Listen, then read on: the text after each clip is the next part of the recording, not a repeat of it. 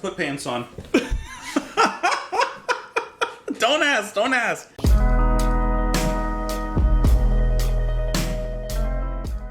Just go along with the flow. Sometimes too many questions, you get the wrong answer. Oh man, how you guys doing today? What's going on with my headphones on? Right, I can barely even hear myself. You know why I can't hear myself? Okay, that's better. That's a lot better. How are you guys doing today? Welcome back to the channel, man. There's a lot going on right now, but you know what is going on? Some Steely Dan. Let's listen to Steely Dan, Fire in the Hole, of course, off their album Can't Buy a Thrill, You Can Only Earn a Thrill, released in 1972. I am pulling everything up right now because I had nothing pulled up. My wife wasn't going to be home for a little bit longer, so I was like, oh, let me take this time to record really quick. And so I was kind of scrambling to get everything ready in the room, and in the process, I almost forgot to put my bottoms on. Not that you really see anyway, so you wouldn't really even notice. Anyways, let's go ahead and get into Steely Dan, Fire in the Hole. Hope you're having a lovely day. Let's do it.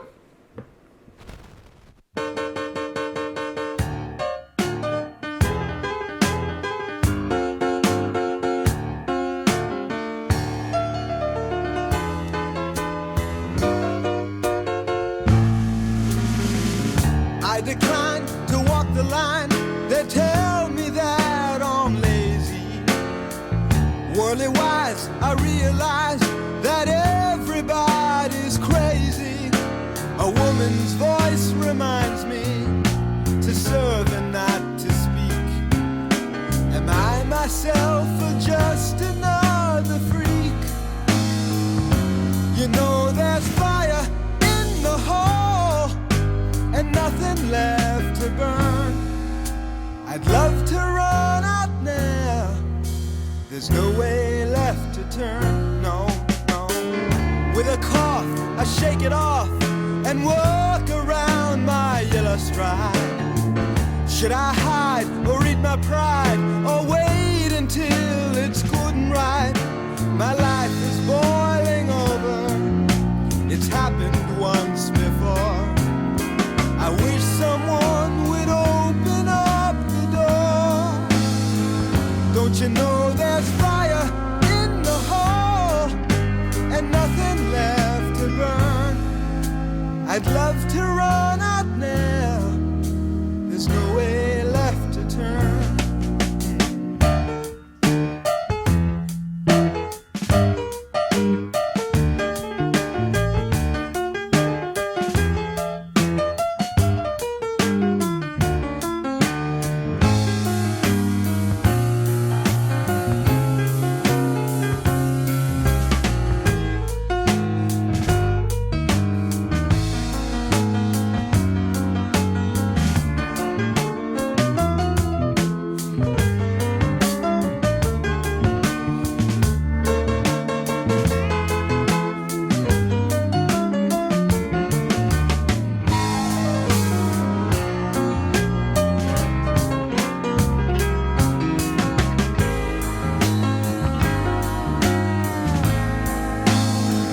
Don't you know there's fire in the hole and nothing left to burn? I'd love to run out now. There's no way left to turn. Yeah. Bye, bye, bye, bye, bye.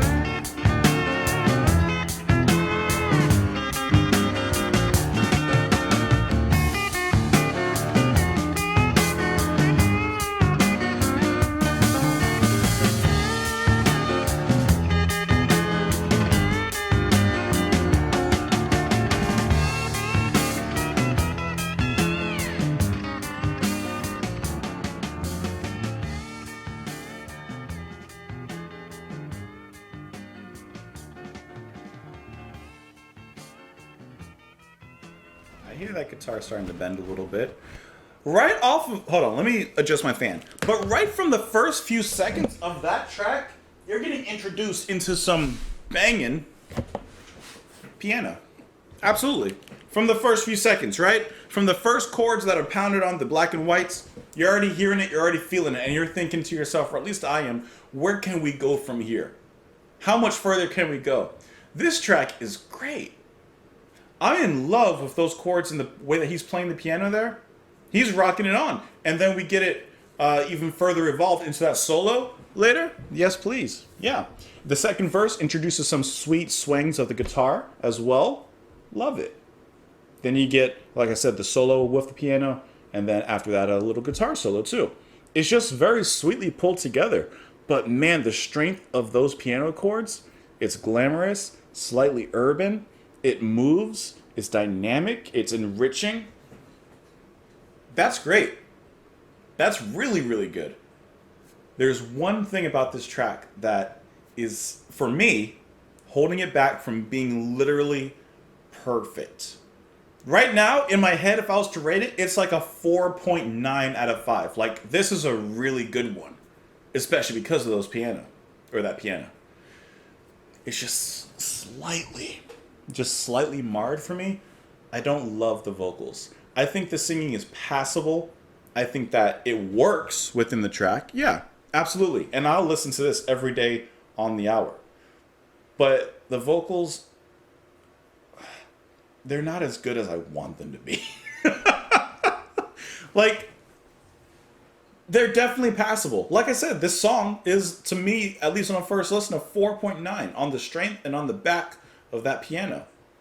But there's a 0.1 that's missing that would make this like the best song ever, and it's just the vocals. They're just a little bit lacking. I feel like there's a slight numbing lack of feeling to it. Which sometimes when it comes to Steely Dan and the way that, you know, we hear the singing, sometimes it works. Sometimes it works in favor of the music. Here, I can hear how it works in favor with the music, but that doesn't make me want better singing any less. But either way, like I said, from the first few seconds, from that, I don't even need to go further. I mean, I can, obviously. But just from that, you are set up, and then it doesn't take much before the volleyball is spiked on your opponent's side. And then the solo, that's walking down the city streets with a certain strut in your step. How you got that strut? I'm not one to venture to that thought. But you got a certain strut in your step. And you are just strolling down the sidewalk with $1 million smile. That's what I hear listening to that. That's cool. That's sexy. That's sleek. That's good. That's good.